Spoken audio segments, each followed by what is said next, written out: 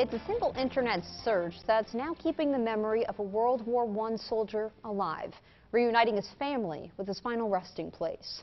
Eyewitness News reporter Marley Tuskus shares the heartwarming story. James, the story actually began for me pretty much about 2008. For the past 10 years, Alan Jackson has worked on giving families closure.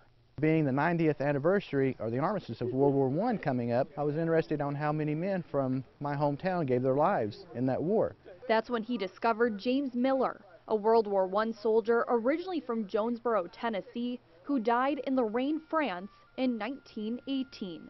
December the 21st, 1921, it led me to him coming here on a train from Brooklyn, New York, into Clinton, New York.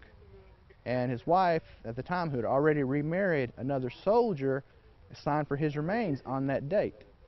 From that point, he was lost. Nearly a century later, Kimberly Odell had to look up her genealogy for a school project.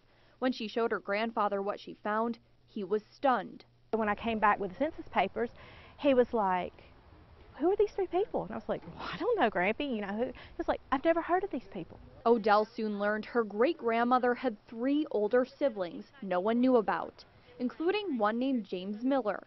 She began her research in hopes of finding out more information. We started searching, and every time a database would come online, of course, I would type in the name.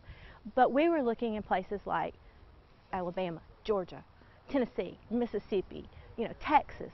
Never in my wildest dreams would I have imagined, New York. It wasn't until Jackson turned to the internet that he and Odell finally connected. About 3 years ago, I typed in Uncle James's name and the Find a Grave came up.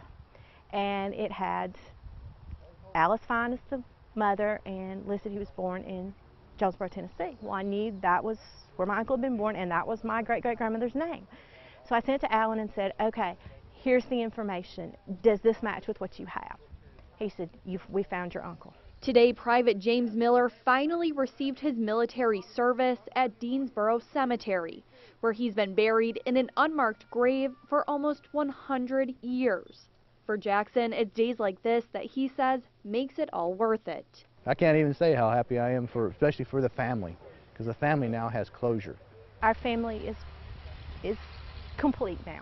In Deansboro, Marley Tuskus, Eyewitness News.